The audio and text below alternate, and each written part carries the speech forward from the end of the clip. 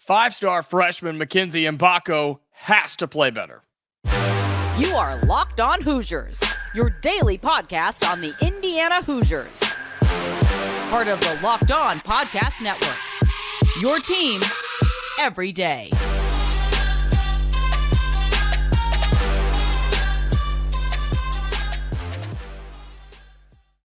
Welcome in. It is the Locked On Hoosiers podcast. I'm your man, Jacob Goins, and I appreciate you making Locked On Hoosiers your first listen each and every day, which is part of the Locked On Podcast Network, which is your team every day. Today's episode is brought to you by FanDuel. Make every moment more. Right now, new customers get $150 in bonus bets with any winning $5 moneyline bet. That's $150 if your team wins. Visit FanDuel.com/LockedOnCollege to get started. It's plain and simple. Just through two games, five-star freshman Mackenzie Mgbako has to play better for Indiana. There's so many things that Indiana can do in this 2023 and 2024 season, offensively and defensively, if a guy like Mackenzie Mgbako plays better and up to his potential. And we're going to get into all of those things here on the show today. I understand that we are just two games into his young career. I understand that. I do. I completely get it. And before you yell at me about it, I know we're only two games in. But we expected a lot more than what we've seen early on. And we knew it was going to take a little bit of time for a freshman of his play style and his attributes and of his skill level to kind of get comfortable playing for Mike Woodson in Indiana, especially since there's talent around him, right? You brought in some guys through the transfer portal, plus you're returning older guys. We knew it was going to take a little bit for Mackenzie Mgbako to get going. And I do think it will happen. I hope. I really do hope. But through these first two games, you just haven't seen it, right? He is making the wrong decisions on offense. He's falling asleep on defense. The very few times he has shot the basketball, it has looked good. He's got a good stroke. And go watch his film before he got to Indiana. The guy can play. The guy can play. There's a reason Mike Woodson and the staff went out and got him. There's a reason you want a player like him on your team. But for him to be a starter right now with an offense that's struggling as much as it is, you have Khalil Ware as your go-to guy, right? You have Xavier Johnson, who's going to be a consistent player for you. But you expected Mackenzie Mgbako to be him. You expected it to be that guy. And it just hasn't happened yet. And the problem is, I've seen a lot of you talking about this. The problem is you can't leave him in crunch time.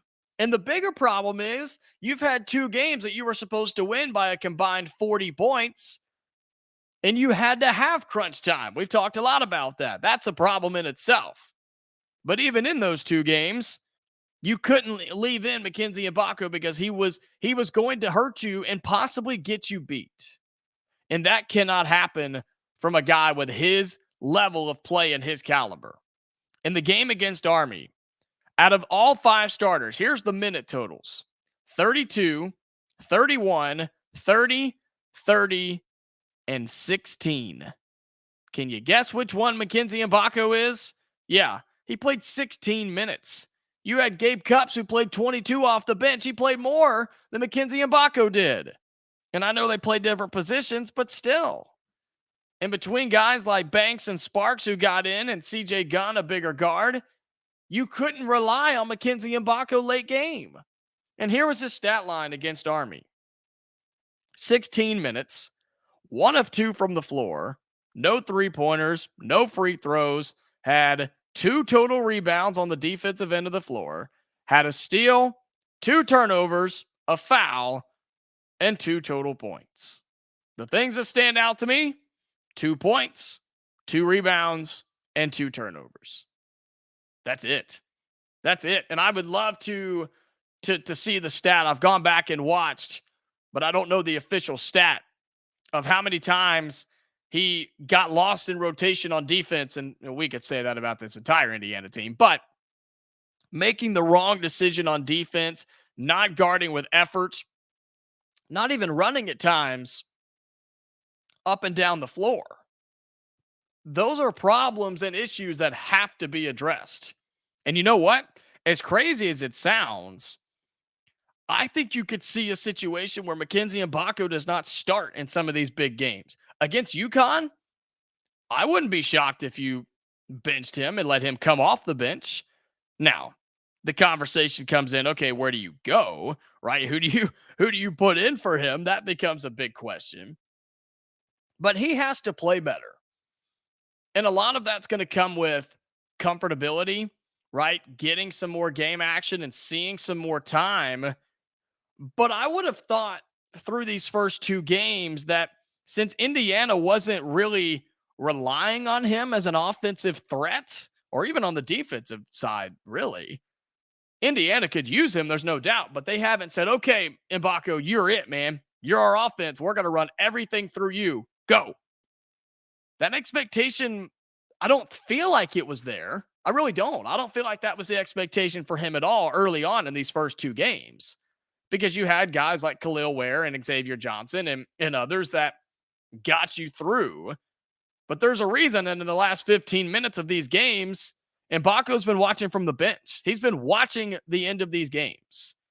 He's a freshman, and he will figure it out with experience and coaching and teaching and loving and learning. All of those things are true. I just think we expected a little bit more out of him early on, especially since, like I said, it doesn't feel like it was all the pressure in the world on him to be the guy this early in the season. Indiana's going to need him. They are. They're going to need him. Because as we talked yesterday, when a team shuts down Khalil Ware, where do you go? Where do you go with a guy with size that can shoot, that can play defense, and that can be one of the most athletic ones on the floor? That is Mackenzie Mgbako. But until he reaches that potential and until he gets to playing that level, whether it be heart, effort, skill, mentality, I don't know what it is. Sounds like, according to Mike Woodson, it's a little bit of everything. Until he gets to that point, Indiana might struggle, because you need your big incoming freshmen to perform to their highest level. And you want to see them get better throughout the year. Just like a good team does, a good player gets better too. But I think through two games, it's been a disappointing debut for Mackenzie Mgbako, who ultimately, for Indiana to be successful, he has to play better. Coming up, we'll talk about what head coach Mike Woodson had to say after the Army games. A couple of interesting questions, a couple of interesting responses as well from the head coach for Indiana basketball. We'll talk about that in just a second. Today's episode is brought to you by eBay Motors. Passion, drive, and patience. What brings home the winning trophy is also what keeps your ride or die alive. eBay Motors has everything you need to maintain your vehicle and level it up to peak performance, from superchargers, roof racks, exhaust kits, LED headlights, and more. Whether you're into speed, power, or style, eBay Motors has got you covered. With over 122 million parts for your number one ride or die, you'll always find exactly what you're looking for. And with eBay Guaranteed Fit, my favorite part, your part is a guaranteed to fit your ride every time or your money back. Because with eBay Motors, you're burning rubber, not cash. With all the parts you need at the prices you want, it's easy to turn your car into the MVP and bring home that win. Keep your ride or die alive at ebaymotors.com. Eligible items only. Exclusions apply. eBay Guaranteed Fit only available to U.S. customers. And as we have been doing, want to remind you that every Friday, College Football Kickoff Live will be live on every College Locked On YouTube channel, including Locked On Hoosiers. That's every Friday morning at 11 a.m. They will go live on every Locked On College YouTube channel. College Football Kickoff Live, they'll cover playoff implications, conference rivalry games, and go in-depth like only Locked On hosts can, including insight and analysis from our stable of Locked On College hosts covering their team every day. Find Locked On College Football Kickoff live every Friday at 11 a.m. Eastern Time on any Locked On College YouTube channel. You won't want to miss it. Well, head coach Mike Woodson, some of his comments after the Indiana Army game were interesting to me. And I'm not saying in a bad way by any means. I'm just saying that I wanted to take a look at some of these and kind of break down what he was saying about his team's performance, about kind of the slower start in these games and having to play these games for 40 minutes. And I don't think that's somewhere he wants to be, but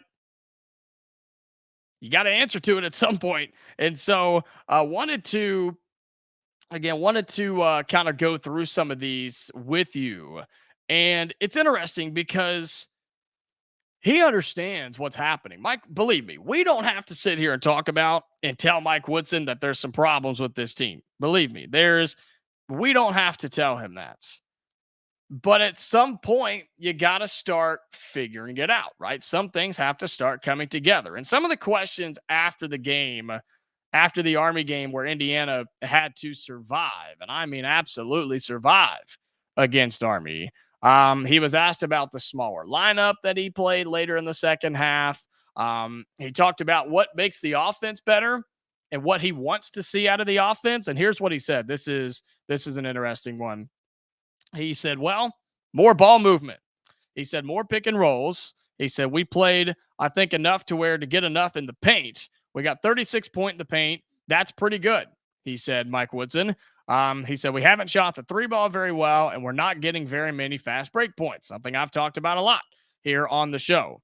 He said we had a lot of in the first couple of exhibition games, and I think he's right about that. I think that is something that will help this offense. I've talked about that numerous times. They're just not really getting it all that much, right? He also said, the ball movement has to be something that gets better for Indiana. And I think he's right. I think he's absolutely right. Ball movement. Here's what I say all the time. On offense, when you're moving the basketball, the defense is moving. And when the defense is moving, that creates holes. And when holes are created, you have drives to the basket, which leads to dunks, which leads to layups, which can also lead to kick out on open shots when the defense collapses. But if the ball's not moving, the defense isn't moving either. The only reason they're moving is if a player's running somewhere. But if a player's running around and the ball's not moving, it doesn't really matter. And it's interesting that he brings up pick and rolls as well, because it seems like Indiana's setting some, but they're not effective, right? They're not impactful pick and rolls. They're not actually doing anything. A lot of them are the lazy pick and rolls where they just kind of throw their shoulder at them and then run away. That doesn't do anything. That's a pointless screen. That's a pointless pick and roll. So you got to do some of that with some assertion, I think. And it seems like that's what head coach Mike Woodson was talked about. I know we just discussed Mackenzie Mgbako, and here's what he had to say about Mackenzie Mgbako post-game against Army. He was asked what he wants to see out of the freshman. And he says, quote, I want to see more from Mackenzie, more from Caleb, more from CJ. He goes on to say, I want to see more when they're in the game. If I don't feel like they're giving it to me, I've got to go somewhere else and get it. And I think that is a testament to the type of head coach that Mike Woodson is. He is a basketball guy. And I think he knows the balance between I'm going to play this guy and let it play out and he's going to figure it out on his own versus, all right, he's not giving me what I want. He's not doing what I want. I'm not seeing what I want to see. You're going to come to the bench and sit with me and watch. And it seems like a couple of guys are falling into that trap right now where it's a effort problem. It's an IQ breakdown problem, a mental breakdown problem. Not, you know what I'm saying? There's just kind of some lapses in these guys' performance. And to say that about Mgbako, I think is the correct way to do it. It's the correct way to say it. And with a guy who is a freshman who's so young, Woodson has to find that balance. But so far in these first two games, he has said, yeah, you're not doing what I want you to do. You're out. And in crunch time, I can't trust you. And I think that's really crucial and an early sign of what maybe Mike Woodson is trying to get out of Mackenzie Mgbako, and all we can do is hope that it gets better. Because if it doesn't, you don't want to see him not be effective because he's really, really good. Same way with Caleb and CJ that he mentioned as well. Like, you want to see these guys be effective and impactful when they get into the game. And we're just not seeing that a whole lot, especially from the bench guys so far. Also, what he said about Mbako's production, he said, well, he has to play harder and do the things that we want done on both ends of the floor. That might keep him in the game. So there you go. That's really all you need to know when it comes to what Mike Woodson had to say. Other questions. He was asked about Khalil Ware and kind of getting his offense sparked up and getting that kind of going. Woodson said, quote, it's just not Khalil in the first half. That whole unit has stunk the last 2 games in the first half. When you put a starting 5 out on the floor, you expect them to get you off to a great start, and we haven't done that the last 2 games. I have to figure that out. And that's what I want to talk about. He's exactly right. He's starting his 5 guys who he believes give him the best chance to get off to a fast start and put some points on the board and get some stops. But it's not happening.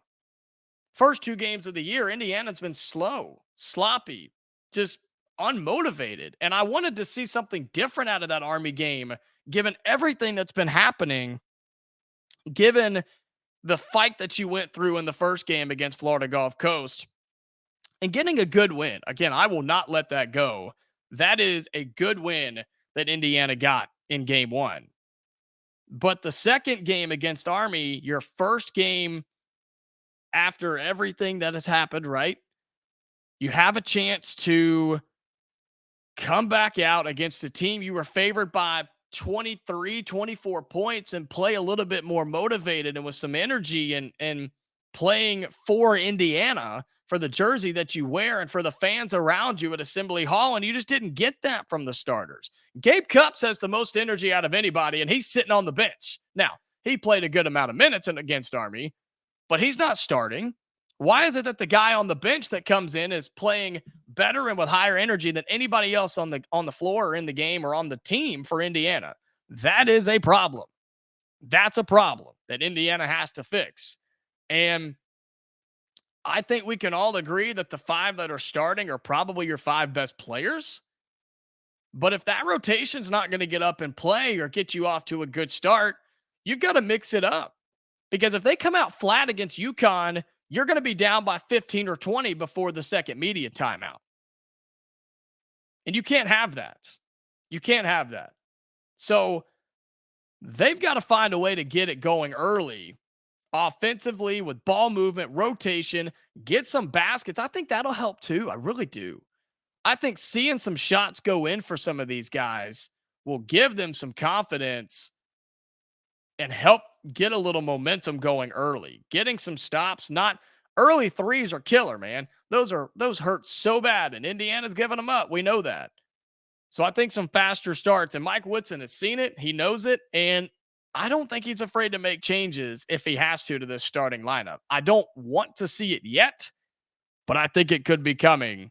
Based off of some of his comments, I think it could be coming, and it may not be the worst thing for Indiana.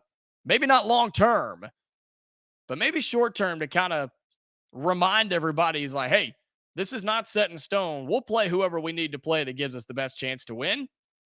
I don't think I'd hate it if I saw that from head coach Mike Woodson. Coming up, we'll take a look around the Big Ten in college basketball as we've got a couple of games before teams start playing conference games.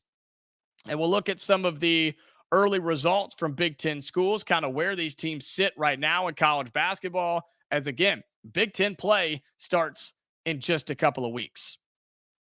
Today's episode is brought to you by FanDuel. Look, I love FanDuel. I use it probably more than I should, and it's a lot of fun, especially with the NFL season. You can score early this NFL season with FanDuel, America's #1 sportsbook. Right now, new customers get $150 in bonus bets with any winning $5 moneyline bet. That's $150 if your team wins. If you've been thinking about joining FanDuel, there's no better time to get in on the action. The app is so easy to use. There's a wide range of betting options, including spreads, player props, over-unders, and so much more. Visit FanDuel.com/LockedOn and kick off the NFL season and continue the NFL season. FanDuel, official partner of the NFL. Well, let's take a look around the Big Ten and kind of get you caught up on what's happening around the conference coming into what is a busy weekend. I know we had some big games last night with Michigan State, and they took an early tumble right out of the gate as a top 4 team, and they dropped like a rock in the rankings. We'll get to that in a second, but there's a lot of good teams in this conference. We talked about this early on, right before the season got started, and there's some really solid teams in this conference. I think it's going to be deep this year. Do I think that there will be 3 or 4 or 5 national championship contenders? No. The obvious ones are Purdue and Michigan State, and I still think Michigan State is, even though they lost to James Madison in their season in the opener, right? I'm not worried about that. They're still a really good basketball team, so don't let that fool you. Purdue and Zach Edey, they're doing their thing. They're undefeated so far. They continue to roll. And you've got Illinois, who's been ranked early on, and just a lot of solid teams. And a couple of them have got off to slower starts than I thought they would, including Ohio State and Wisconsin. And here's something, Indiana fans, you need to keep in mind. Keep an eye out on Maryland. Off to a slow start. 1 win, 2 losses in their first 3 games. That's Indiana's conference opener coming up in the beginning of December. We've talked about how Indiana can get some wins in the conference and maybe get a little confidence, some optimism before you play a Michigan team, before you play some more tough non-conference games. How big of a game would that be if Indiana could get off to a good start in Big Ten play? And I know they separate it with the non-con, couple conference, more non-con, and then back to conference play, which I've shared numerous times I'm not a fan of. But looking around, I mean, Michigan still, they're off to a good start. How about Nebraska being off to a good start? Who had that coming?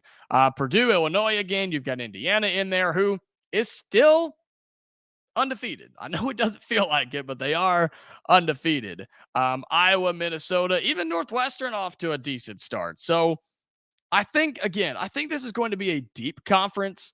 I just don't know how top heavy it will be. And I think when we get down to March, right in the nitty gritty of things, you could see this play out in really any way. I think you could see the Big Ten get like 3 or 4 teams in with the top of the top, the best of the best, and everybody else kind of miss out if they eat each other alive.